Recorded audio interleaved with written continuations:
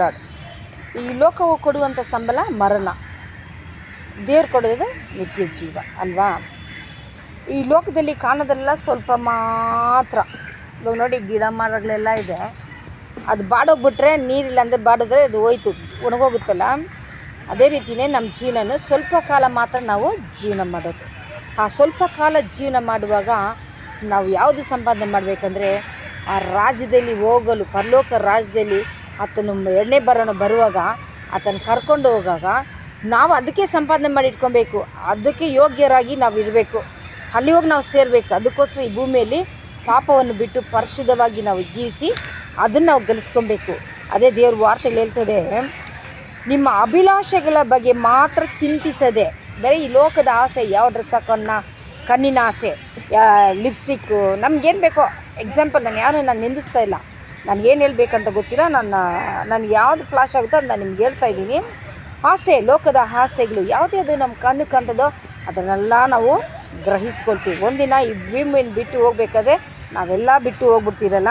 ಅದಕ್ಕೆ ನಿಮ್ಮ ಅಭಿಲಾಷೆಗಳ ಮಾತ್ರ ಚಿಂತಿಸದೆ ಇತರ ಜೀವಿತದ ಬಗ್ಗೆಯೂ ಚಿಂತಿಸಿರಿ. ಸೊ ಎಷ್ಟೋ ತಾಯಂದರು ಬರೀ ನಾನು ಚೆನ್ನಾಗಿರಬೇಕು, ನಾನು ನನ್ನ ಮಕ್ಕಳು ಚೆನ್ನಾಗಿರುತ್ತೆ ಅಂತ ಯೋಚನೆ ಮಾಡ್ತಾರೆ. ಯಾವ ರೀತಿ ಚೆನ್ನಾಗಿರಬೇಕು ಅಂತ ನೀವು ಸ್ವಲ್ಪ ಯೋಚನೆ ಮಾಡಿ. ಬರೀ ನಿಮ್ಮ ಸೆಲ್ಫನ್ನೇ ನೀವು ಯೋಚನೆ ಮಾಡ್ತೀರ. ಬೇರೆ ತಾಯಂದಿರಿಲ್ಲ, ತಂದೆ ಯಾರೇ ಆಗಲಿ, ಈ ವೇಳೆಯಲ್ಲಿ ಯಾರ್ಯಾರು ಆ ಮಾರ್ಗದಲ್ಲಿದ್ದೀರೋ ಒನ್ಸ್ ನೀವು ಕರೆಕ್ಷನ್ ಮಾಡಿಕೊಂಡು ನಮ್ಮ ಹಿತವನ್ನು ಮಾತ್ರ ನೋಡಿದ್ರೆ, ನಮ್ಮ ನೆರೆಯವರನ್ನಾಗಲಿ, ನಮ್ಮ ಸಹೋದರಿಗಳಾಗಲಿ, ಎಷ್ಟೋ ಸಹೋದರಿಗಳಿರ್ಬೋದು, ಸಹೋದರಿಗಳಾಗಬೇಕು. ಸಹೋದರಿಗಳು ಸ್ವಲ್ಪ ಜನ ಇದ್ದಾರೆ, ನಾನು ಚೆನ್ನಾಗಬೇಕು, ನನ್ನ ಮಕ್ಕಳು ಚೆನ್ನಾಗಿರ್ಬೇಕು ಅಂತ ಹೇಳ್ತಾರೆ. ಆ ರೀತಿ ಯೋಚನೆ ಮಾಡಬೇಡಿ. ನಿಮ್ಮ ಸಹೋದರಿ ಮಕ್ಕಳು, ಅಣ್ಣ ತಮ್ಮಂದರು, ನೀವು ಒಬ್ಬರನ್ನೊಬ್ಬರು ನೀವು ಪ್ರೀತಿಸ್ಬೇಕು. ಇದೇನೇ ದೇವ್ರು ನಮಗೆ ತೋರಿಸ್ಕೊಟ್ಟಿದ್ದು. ನಾನು ಮಾತ್ರ ಚೆನ್ನಾಗಿರ್ಬೇಕಂತ ಹೇಳ್ತೀರ, ಆದರೆ ಒಡ ಹುಟ್ಟಿದವರಲ್ವ ಅವರು. ನೀನು ಚೆನ್ನಾಗಿರ್ಬೇಕಂತ ನೀನು ಯೋಚನೆ ಮಾಡ್ತೀಯ, ಆದರೆ ಒಡ ಹುಟ್ಟಿದವರು ಅವ್ರು ಕಣ್ಣೀರು ಬೇಕಾದ್ರೆ ನಾವು ಸಂತೋಷವಾಗಿರೋಕ್ಕಾಗಲ್ಲ.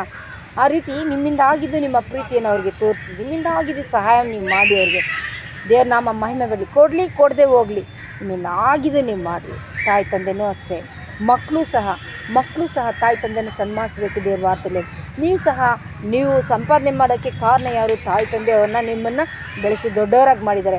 ಅದೇ ರೀತಿ ನಿಮ್ಮಿಂದಾಗಿ ತಾಯಿ ತಂದೆಗೂ ಮಾಡಿ, ಸ್ವಲ್ಪ ಆದರೂ ಕೊಡಿ, ಅವ್ರನ್ನ ಸಂತೋಷವಾಗಿಡಿ, ಅವ್ರಿಗೆ ಹಾಸ್ಪಿಟಲಿಗೆ ತೋರಿಸ್ರಿ, ಅವ್ರಿಗೆ ಏನೇನು ಬೇಕು ಎಲ್ಲ ಸಹಾಯ ಮಾಡಿ.